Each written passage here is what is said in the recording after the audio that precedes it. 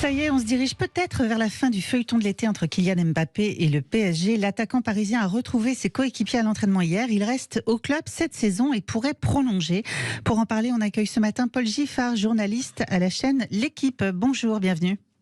Bonjour Benjamin, bonjour Marine, bonjour à tous. Bonjour Paul Giffard et merci d'être avec nous ce matin sur Sud Radio. Alors il y a encore peu de temps, le PSG souhaitait qu'Mbappé parte. Il avait même été mis à l'écart, on le rappelle, depuis le 21 juillet dernier. Maintenant on parle d'une prolongation de son contrat. Difficile un peu à suivre tout de même. Comment peut-on expliquer un tel revirement de situation, Paul Giffard ? Écoutez, ce revirement, il se fait notamment grâce au marché des transferts réalisé par le Paris Saint-Germain. On a l'arrivée de joueurs français, des joueurs que Kylian Mbappé voulait déjà dès la saison dernière. Donc je pense que le Français, quand il a vu les derniers joueurs qui sont arrivés au club, je dirais pas qu'il s'est remis en question, mais je pense que ça l'a fait un petit peu réfléchir. Et puis hier, au sein du PSG, on parlait également de discussions positives et constructives d'ailleurs sur une éventuelle prolongation de Mbappé. Pour l'instant, il n'en est pas question puisque l'attaquant parisien campe encore sur ses positions.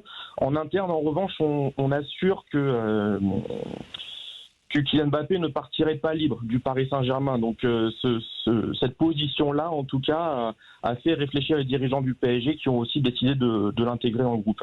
Donc le sous-entendu, c'est une potentielle prolongation de contrat, non ? Pour l'instant, ce n'est pas à l'heure du jour. Il y a également des annonces qui vont être faites prochainement, d'ailleurs, pour savoir si oui ou non Kylian Mbappé va prolonger son contrat avec le PSG. Mais le feuilleton est encore loin d'être terminé puisque il y a une avancée, mais en tout cas, les deux camps restent sur leur position. Au-delà d'une possible prolongation de contrat, si elle n'a pas lieu, si ce n'est pas ça qui est choisi, c'est quoi les autres options pour les deux parties là ? Pour les deux parties, ça sera de trouver un terrain d'entente sur une vente dès cet été de Kylian Mbappé, puisqu'en interne, comme je vous l'ai dit, le joueur ne partira pas libre. Donc ça veut dire que, si je vous entends bien, rien n'est fait en tout cas. Le feuilleton continue d'une certaine manière. Il y a des annonces qui vont arriver, c'est ce que le club a fait sous-entendre. Donc rien n'est fait. Là, la bonne nouvelle, en tout cas pour Mbappé, c'est que lui va pouvoir rejouer. Pour le Paris Saint-Germain, c'est qu'il va pouvoir compter justement sur son meilleur joueur. Mais en termes de contrat, pour l'instant, il n'y a pas d'avancée spécifique. En tout cas, Mbappé a repris l'entraînement hier avec le PSG. Ça s'est passé comment globalement avec ses coéquipiers, avec le staff ? Ça s'est plutôt bien passé ? Oui, ça s'est bien passé. C'est quelque chose qu'on attendait. Et puis même quand il était ce qu'on appelle le loft, lorsqu'il était avec les joueurs un petit peu indésirables du Paris Saint-Germain, on décrivait un joueur heureux, un joueur impliqué, un joueur concerné.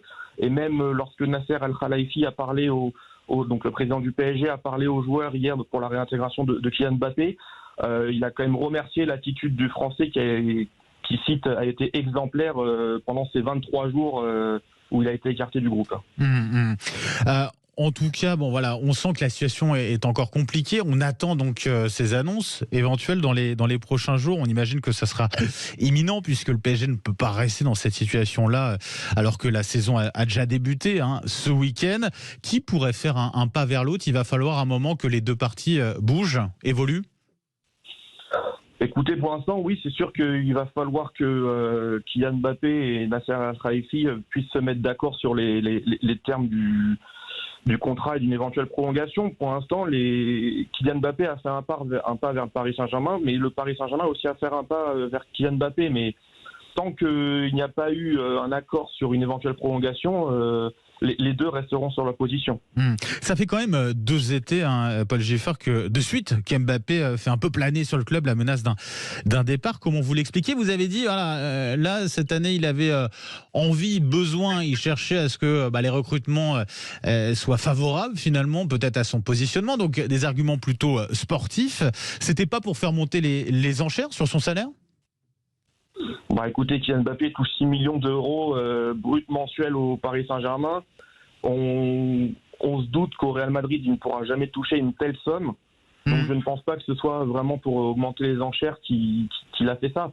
Il faut remonter aussi à 1 an avant la prolongation de son contrat jusqu'en 2024, plus une année en option au Paris Saint-Germain. Il laissait planer le doute d'un départ. Il disait en avril-mai 2022 qu'il y a des choses qui changeaient au niveau du club. On lui a fait des promesses, notamment être au centre du projet du Paris Saint-Germain, notamment avoir le départ de Neymar et éventuellement de Verratti, choses qui ne sont pas passées l'été dernier. Donc je pense que ça aussi, ça a fait réfléchir le Français, qui a un petit peu posé cet ultimatum-là en envoyant cette lettre au mois de fin mai, début juin, pour expliquer qu'il ne lèverait pas l'option de prolongation au Paris Saint-Germain. Est-ce que le fait de sa volonté, on le sait, de participer au JO de Paris l'an prochain, Kylian Mbappé, est-ce que de ce point de vue-là, ça peut aussi faire peser dans la balance le fait de rester au PSG cette saison ? Certains disaient que Mbappé il sortirait par la grande porte en restant au PSG et en finissant vraiment sa carrière en France par les Jeux Olympiques. Ouais. Honnêtement, avec ce joueur-là, on n'est pas dans sa tête. On ne sait pas forcément. Ce qu'on sait, nous, c'est que oui, il a envie de participer aux Jeux Olympiques de Paris, que s'il signe dans un club cet été, je pense qu'il mettra la clause de participer aux Jeux Olympiques 2024.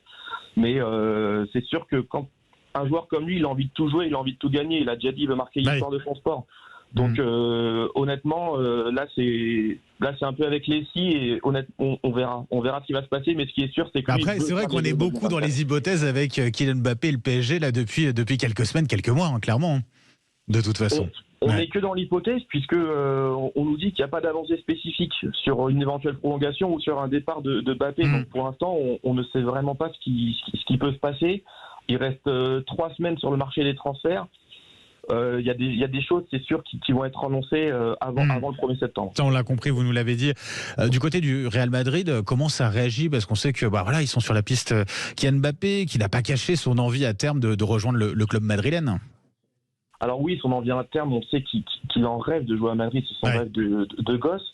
Après, le Real Madrid disait la semaine dernière que tant que Mbappé n'a pas communiqué aux médias et même à ses proches qu'il souhaitait réellement quitter le Paris Saint-Germain cet été, le Real Madrid ne lèverait pas le petit doigt. Donc je pense qu'à Madrid, on n'est pas forcément étonné de la réintégration de Kylian Mbappé dans le groupe du PSG. En revanche, je sais que la presse espagnole était assez remontée en disant qu'il ne pardonnerait pas à nouveau Kylian Mbappé d'une éventuelle prolongation au Paris Saint-Germain. Mais là encore, rien n'est fait. Autre séisme, entre guillemets, mais vous en avez parlé, c'est la question de Neymar, finalement, qui devrait partir, a priori, du côté d'un club, en l'occurrence saoudien. On en est où sur ce dossier-là ? A priori, c'est fait, c'est ça ? C'est quasiment fait. Neymar a un accord avec le club saoudien. Il faut maintenant que le PSG tombe d'accord avec ce club-là, donc Al Hilal, vous l'avez bien dit. On parle pour l'instant d'une offre de transfert un peu inférieure à 90 millions d'euros. Honnêtement, pour le PSG, vendre Neymar à ce prix-là, c'est une aubaine. En plus, il vendrait à un club qui ne joue pas à la Ligue des Champions, puisque ce n'est pas un club dans le continent européen. Donc ça fait un gros joueur dans une équipe non concurrente au Paris Saint-Germain pour cette compétition-là. Donc ce serait vraiment une très bonne nouvelle, en tout cas pour les dirigeants du PSG. Après, perdre Neymar en Ligue 1, honnêtement, c'est une catastrophe. Oui, effectivement, c'est vrai que c'est un nom, quoi. Même si ces derniers mois, il y a eu pas mal de blessures, ces dernières saisons, il a connu pas mal de pépins physiques. Dernière question, Paul Giffard, alors plus concernant la stratégie de recrutement du PSG, on est en train de vivre un tournant là cet été sur justement la stratégie de recrutement de Paris. C'est fini d'une certaine manière, le recrutement un peu paillette, star et paillette. Oui, mais ça c'est pareil, c'est une promesse qui était faite l'année dernière par Nasser Al-Khelaifi, qui aurait aussi convaincu Mbappé à prolonger. Là, ils sont en train de faire ça. Oui, on assiste vraiment à un tournant. Vous imaginez, là, ils ont perdu Messi cet été, qui n'a pas prolongé. Là, ils seraient en train de perdre Neymar, Verratti aussi, qui est en partance. Et puis derrière, ça recrute des jeunes et des joueurs aussi qui ont confirmé. On parle des Français Lucas Hernandez et Ousmane Dembélé, qui sont tous les deux champions du monde. On parle le jeune espoir portugais Gonçalo Ramos qui arrive en attaque, le jeune espoir uruguayen également au milieu de terrain, et je passe d'autres joueurs qui viennent de signer.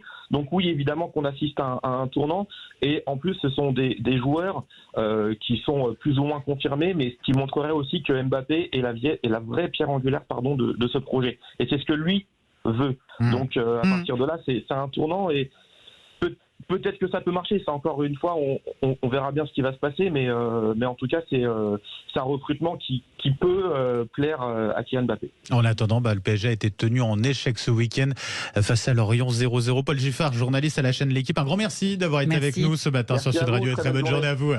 Merci, au revoir.